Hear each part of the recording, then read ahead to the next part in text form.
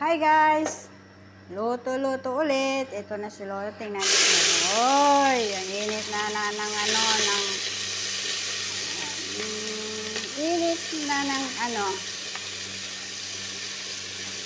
mantika. Tingnan niyo, oh. Pero alam niyo, masarap ang ganun. Masarap yung luto na mainit yung ng kawali. Ayan. Kita niyo? Parang maging ang sibuyas, maging brown. Yan. Sarap yung yung brown yung sibuyas, saka natin nilalagay yung mga diyan, yung manok. Ibang naman ito, ibang luto na naman ito. Pagka naluto yung na yan, yung manok na yan, paunin natin, ilagyan natin sa oven. Ilagyan natin ng tomato sauce, jacktar, at spicy. Ulit-ulitin yung spicy. Paglagyan natin ng spicy dyan, lalagyan pa natin pag yan na naluto na. Ayun yun. At ito guys, nakita nyo yan. Yung ginagawa ko. Yan siya. Turmeric na fresh. Lagyan natin tubig para makuha natin yung kulay at lasa. At ito namang na yan, nilalagay natin yan dyan yan ang magiging sabaw niyan. At yung sabaw nito, pagka naluto, gagamitin natin sa bigas. Niluluto natin yung bigas dito sa sabaw para magiging dilaw na yung kanin. Depende rin kung lalagyan natin siya ng tomato sauce para magiging semi pula. Pero siguro sa dilaw na lang tayo kasi yun ang mas gusto ng mga tao. So guys, kita nyo yung na yan. Yan. Ganyan, nagigisa natin yan siya. At siyempre lagyan natin yung tubig yan. Wala yung salaan ko na sa ilalim ng drawer. Mahirap kunin. Mamaya kunin ko. Yan nyo guys. Diba masarap yung fresh? Malasa. Yan siya guys.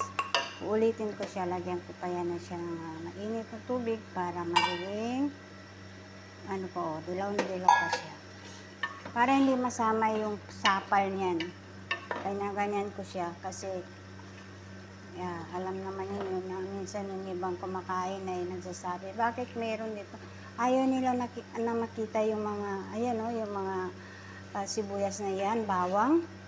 Gusto nila nawala, nadurog yan. Kaya minsan ang ginagawa ko pagka nagluluto ako ng ganito, sinasala ko yan yung sabaw ng manok bago ko ilalagay yung bigas para hindi nila makita yung mga sibuyas, bawang. Ayan guys, lagyan natin ng spicy para malasa. At pakuluin natin yan ng within 30 minutes or 40 minutes para pag naluto na siya, haunin naman natin ulit. Tapos iluto ulit doon sa oven yung manok. Tapos ilagyan natin doon sa sabaw yung bigas para magiging kanin.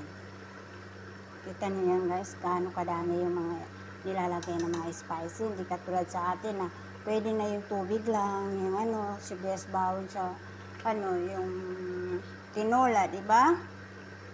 May miss ko na kaya yung tinola. Hindi katulad dito, puro na lang may kamatis.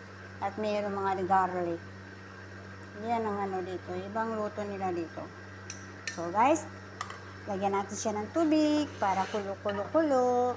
Kita niyo kung gaano kadami yung mga Pagka titingnan ko pa kung yung kulay niya. Kung hindi pa siya malapot, hindi pa siya yung kulay talaga na yung makulay na yung tawag dyan. Dadagdagan ko pa yan siya ng spicy. Ang malimit ko nilagdagan dyan ay curry powder. Siyempre, lagyan natin ito ng Maggi cube para malasa talaga ng manok.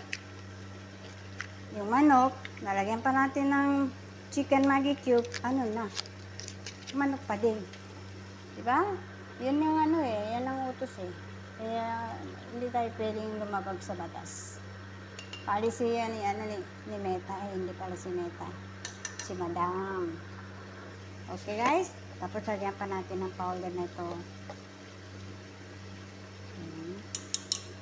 Para kumpleto ng rekado niyan. At syempre, lagyan na natin itong tubig para maluto na kasi anong oras na mga kababayan ko. Kailangan natin makaluto na maaga para sa pagdating nila, nakahanda ng lahat at kung gutom man sila, pwede na silang sumubok. Ganun lang yun. Kailangan natin ng ganun na paraan para hindi tayo mapagalitan. Di ba? Para hindi nila iisipin na, uy, nag-Facebook ka na naman. Nag-messenger ka, wala silang malay dito sa page na to. Okay guys, so nakikita ninyo yan, pumukulo-kulo na. Kailangan natin maghintay ng mga 40 minutes para naman ilipat natin sa ibang lutuan.